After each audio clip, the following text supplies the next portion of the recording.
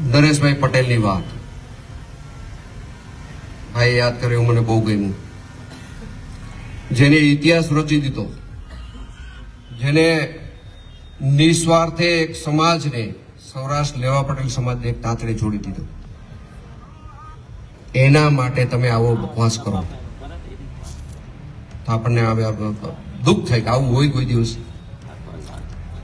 ઠીક છે, એનું કામ એ કરે, આપણને વાંધો નથી. 2 દિવસમાં મેં 4-5 ગામડા ફેર્યા છે. આ શહેરની મારી પહેલી સભા છે. મને ઝાઝા લોકોને મળ્યા પછી, ગામડાની 4-5 સભા કર્યા પછી મારો અભ્યાસ એવું કહે છે, મારું માનવું એવું છે કે વ્યક્તિગત જયરાજસિંહ માટે બોલ્યા હોય તો ભૂલી જાઓ, ભાજપ માટે બોલ્યા હોય તો ભૂલી જાઓ. આ પ્રજાના મનમાં પડેલી વાત હું કરું છું. પણ એને આખા ગોંડલને સીધું ધરમૂળમાંથી ઉપાડ્યું. ગોંડલ એટલે મિર્ઝાપુર. હું પેલી હું ચોખવટ કરી લો કે તમે બધા સભામાં આવ્યા છો, પ્રેમથી આવ્યા છો ને, દાદાગીરી આમાં કોઈ અશોકભાઈ માયરા નથી કોઈ ને. આમાં તો ભલું પૂછો બાપા, જાજા માણા થાય તો કે અશોકભાઈ ને બધા ગુંડા નીકળી ગયા ને ધારાહારીથી હાગમ પેલી એવા. એવું તો નથી ને. આપણે અયોધ્યા ચોકમાં બેઠા છીએ, ખોટું નહીં બોલવાનું. પણ મારે આ મિર્ઝાપુર જે આવેલું છે ને ભાઈ, એમાં આપણે પૂર રાખી, પણ આગળનું મિર્ઝા આપણે કાઢી નાખવું છે. આ ગામનું નામ આપણે ઉર્જાપુર રાખી દઈએ. વીજળીથી ભરપૂર, તાકાતથી ભરપૂર, દરેકના ચહેરા ઉપર ઉર્જા. બગામ ખાઈને એમ છેટે માખીને આમ મારે એવું કોઈ નહીં. માખી છેટી હોય ત્યાં ઘણા આમ કરે, આમ રેવા દે. એવો આ ગામનો કોઈ વ્યક્તિ જ નહીં. ઉર્જાથી ભરેલો વ્યક્તિ. એનું નામ સર ભગવતસિંહનું ગૌ મંડલ. ગોંડલ તો પછી થયું. સર ભગવતસિંહનું લખેલું પુસ્તક છે ને મિત્રો, નાની પેઢીને કદાચ ખબર નહીં હોય, દુનિયામાં મોંઘું કોઈ પુસ્તક હોય ને તો ભગવત ગૌ મંડળ છે. તમને એનાથી આગળ જઈને વાત કરું તો આ બધા નાના દીકરા જેવા જુવાનિયા બેઠા છે ને, નવાઈ લાગશે કે જ્યારે શબ્દકોશની આટી ઘૂંટી હોય ને ત્યારે સુપ્રીમ કોર્ટની લાઇબ્રેરીની અંદર દેશની ઉચ્ચ ન્યાયાલય એની અંદર આપણું પુસ્તક ફરજિયાત છે. ભગવતસિંહનું લખેલું પુસ્તક છે અને આ એનું બનાવેલું મોડલ છે. તમને શેના માટે પીડાવવું પડે છે? 8 મહિનામાં તમે પહેલા તો ગોંડલની, હજી 30 વર્ષમાં મારે ઘણું કરવાનું બાકી છે. તમે 8 મહિનામાં એટલો બધો ઉધાપો નાખી દીધો.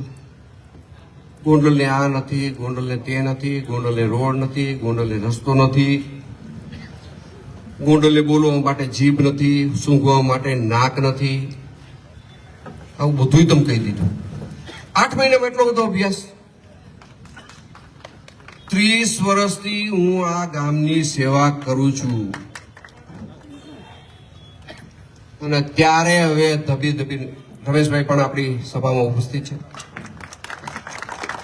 ત્યારે હજી હું ધબીને કાંઠે નીકળું છું. કારણ કે મારી પેલાના આગેવાનો હતા એને હાબડ બોધ કરી નાખ્યું. મને ગુંડાગીરીની વાતમાં જરા પણ રસ નથી. આવો નરો બકવાસ, નરાવા ઉત્પાદ કોંગ્રેસ માટે આજે હું નહીં બોલું ભાઈ. મને કાલની સભા જઈને ખૂબ દયા આવી છે. મરેલાને કોઈ દી મરાય નહીં. અને ખૂબ ખૂબ શુભેચ્છા પાઠવું છું. ફરીથી ટિકિટ તમે આપો ત્યારે યોગ્ય પાત્ર નક્કી કરીને ટિકિટ આપજો, નકર પાછું 5 વર્ષે આ જ થશે. જે થઈ ગયું નીચ એ તમારું સંશોધન છે, એમાં પડતો નથી. વાત મનસુખભાઈ ઘણી બધી કરી. એમાં એક વાત તો તમને બધાને કદાચ સમજાણી હોય, ન સમજાણી હોય, કાંઈ અધરથી ગઈ હોય તો તમારા કાને જે વાત પહોંચી છે ને, એ એક એવા મહાન માણસની વાત છે. નરેશભાઈ પટેલની વાત ભાઈ યાદ કર્યું, મને બહુ ગમ્યું. જેને ઇતિહાસ રચી દીધો, જેને નિસ્વાર્થે એક સમાજને, સૌરાષ્ટ્ર લેવા પટેલ સમાજને એક તાંતડે જોડી દીધો, એના માટે તમે આવો બકવાસ કરો તો આપણને દુઃખ થાય કે આવું હોય કોઈ દિવસ. ઠીક છે, એનું કામ એ કરે, આપણને વાંધો નથી. હવે મારે એને સવાલ પૂછવો છે. અમુક માણસોના ભાઈ એટલે તમે એને એટલે સમજી જઈજો ભાઈ આ કોંગ્રેસને મેં માફ કરી દીધી, એટલે હવે હું જે કહું ને એ આપના હશે, એમાં હું કોઈનું નામ નહીં બોલું. નામ લેવાનું મેં સોગન ખાધા એટલે મારા બોયલું ન ફરાય. મારે આપના નેતાઓને એવું કહેવું છે કે ગોંડલ શહેરમાં વોર્ડ રચના પ્રમાણે 44 બેઠકની વ્યવસ્થા છે. જો આપણા 44 ઉપર બેઠા છે, એમાંથી આખા ગામમાંથી 2 મૂર્તિયા જીડ્યા. કેટલા? 42 ના ફાંફા થઈ ગયા. તો આમાં 27 નું શું થાય? 42 ના ફાંફા થઈ ગયા, 2 મળ્યા. સાંભળજો જરાક, સરવાળો ગુણાકાર કરતા જઈએ. 27 માં શું થાય? સાલ 27. હવે આપણે બધા ભયભીત છીએ. આપણે અત્યારે 1 મિનિટ માટે માની લઈએ કે આપણે બધા ભયના ઓથારમાં જીવી છીએ. આપણાથી બહારનું નીકળાય એવી પરિસ્થિતિ નથી. આ તો ઠીક છે, નગરપાલિકાએ લાઇટને ડેકોરેશન બહુ સારું કર્યું છે એટલે આપણે બીતા નથી, નગર બાગડો આવે ભાવ કરી જાય તો ભાઈ સાહેબ મુશ્કેલીમાં મુકાઈ જાય. હવે હું તાલુકાની વાત કરું કે તાલુકામાં નીચેના ઉમેદવાર 22 થાય,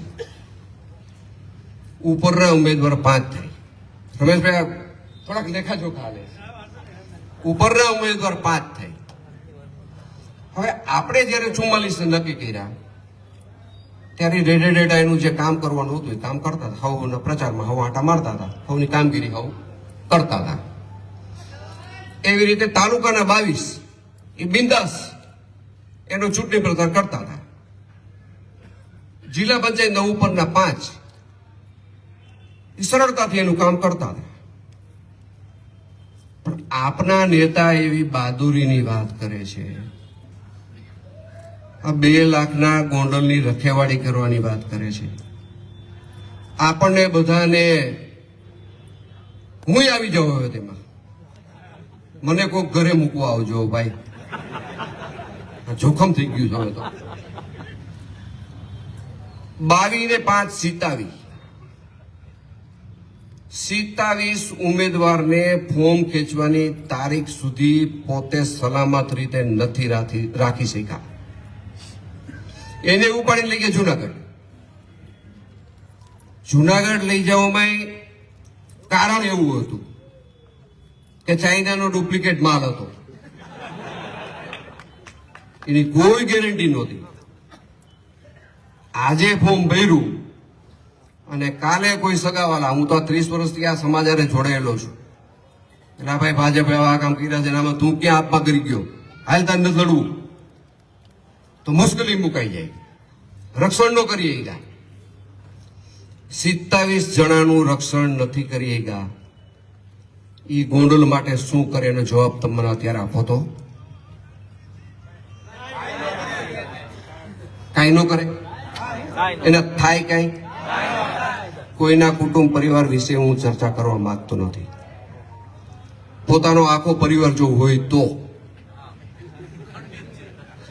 એ મને ખબર નથી, હોય તો મારો આખો પરિવાર સમર્પિત છે. હું આખા પરિવાર સાથે નીકળું છું, જાહેરમાં સ્વીકારું છું. તમે આખા પરિવારને લઈને આવો, અમે તમારું સ્વાગત કરશું. લોકશાહી છે, એમાં સેવા કરવાની તક બધાને મળવી જોઈએ.